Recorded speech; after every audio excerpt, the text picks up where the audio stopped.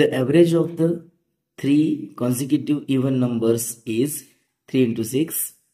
If these three numbers are arranged in an ascending order, then the odd number just before the middle number and the even number just after the greater number are.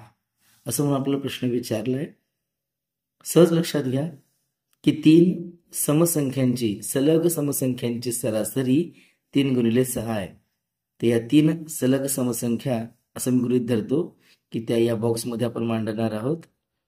त्यांची सरासरी 3 गुणिले 6. लक्षात घ्या 3 गुणिले 6 म्हणजे सरासरी 18 आली आहे. सरासरी 18 तयार झाली आणि ती मध्यभागची संख्या म्हणजे सरासरी असते.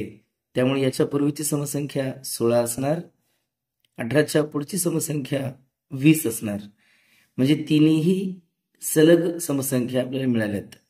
आणि म्हटलं होतं if these three numbers are arranged in ascending order, ते असेंडिंग मध्ये घेतल्यात.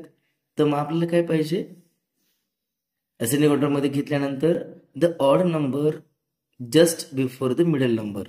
मिडल नंबर 18 आहे, त्याच्या पूर्वीचा ऑड नंबर म्हणजे इथे कोण असेल तर 17 and the even number just after the greater number.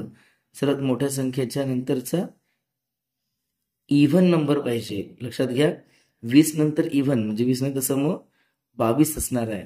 Middle नंबरच्या बिफोर ऑड नंबर पाहिजे होता म्हणून 17 आलाय आणि ग्रेटर नंबरच्या नंतरचा इव्हन नंबर पाहिजे म्हणून 22 आलाय.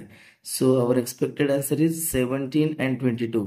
आपलं अपेक्षित उत्तर 17 आणि 22 असणार आहे आणि जे आहे पर्याय क्रमांक 3 मध्ये. पर्याय क्रमांक 3 17, 22. दिस इज अवर करेक्ट ऑप्शन.